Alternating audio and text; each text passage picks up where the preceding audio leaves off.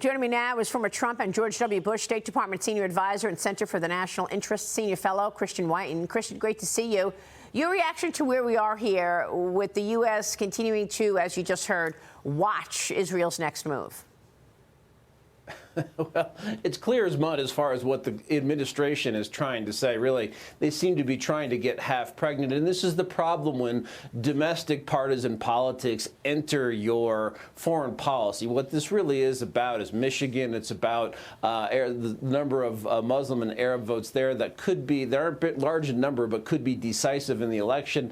And the activists the Democrats need for the election who have been turned off by what's going on in Gaza. So the administration, obviously, this is the final invasion of Rafah. It's going very slowly. This war, partly because of the administration, now pushing up against 9 months, but it's happening, and the administration doesn't quite want to say that it's fully opposed to what Israel is doing, even though it has been pretty unhelpful throughout. So, I mean, you know, the administration has been criticized for even getting involved in this and telling Israel how to deal with their retaliation. The U.S. military, though, now is suspending the use of the temporary floating pier off the coast of Gaza after it was damaged during the severe storms. It's expected to take at least a week to repair it. The administration spent about $320 million to construct that pier. Here's the State Department and what it had to say about that yesterday. Watch. You guys put a lot of money into this, and then it lasted for less than 2 weeks.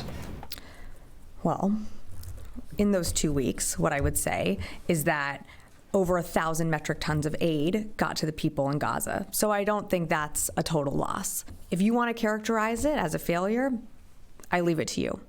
What I can tell you is that we don't control the weather. The Pentagon also admitting last week that while the pier has been used to transfer nearly 600 metric tons of aid, none of it has been delivered to actually Palestinian civilians, with some of it being intercepted by looters and terrorist groups. Christian, your reaction? Yeah, this was always a complete joke. No one had heard anything about this pier until 15 minutes before the State of the Union address was locked in preparation for delivery by President Biden. This was purely a political gesture added to the State of the Union so Biden could say we're doing something more than the Israelis were doing on humanitarian aid. Never made any sense. We were supposedly going to build this pier without ever putting any troops on the sea side of the pier, just build it from the ground in. And it just was purely nonsense, and the fact that it's washed away and had no impact whatsoever on the humanitarian situation isn't a big surprise, because it never really was intended to make a dent in the situation. It was intended to create the appearance of activity by the White House. Yeah, Mahak, how do you see things? Jump in here. Well, and I have to agree here. This is clear as mud, because you're constantly seeing Joe Biden waffle. Israel has been very clear in terms of ensuring that they wipe out every single military installation thus far. And the White House has continued to signal that they're unwilling to step in and stand with Israel. And this is just another step. It's been a joke. We're seeing Hamas protesters on college campuses. And as we're disrupting what Americans believe to be safe and secure, we're extending that overseas by not providing safety and security for Israel, who is our greatest ally. Yeah, and it was really disappointing the way Joe Biden waited so long to weigh in on those anti-Semitic college protests. And of course, it does have to do with the election, because he's answering to the pro-Palestinians. Emily, jump in.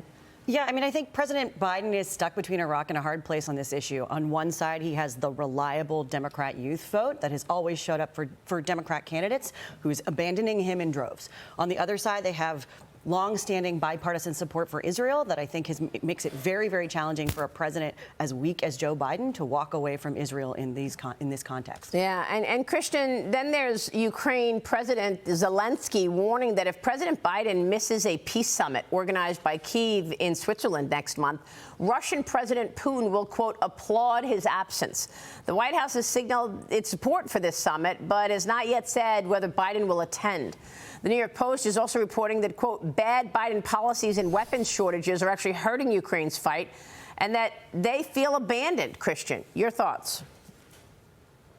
Well, the summit itself is weird. It reminds me of summits to end the Syrian civil war, where Assad, the main combatant, or ISIS, another combatant, weren't even invited. And in this case, Russia has said that the conditions that would require it to attend are unacceptable. So you're having a peace summit without one of the major combatants, Russia, present. I think what's completely lacking from the administration, beyond what's going to happen in Switzerland, is any plan to either win or end the Ukraine war. How are we going to get into negotiations with Russia, which is a requirement unless you have a plan for unconditional victory or unconditional defeat? This administration just doesn't seem to have any more vision but to provide the sort of minimum amount of weapons and funds to Ukraine to prevent a collapse in Kiev. So it's more, again, of a political strategy than a military strategy, as we've seen in so many parts of the world with disastrous effects. It's great analysis, Christian. Always good to talk with you. Thanks so much.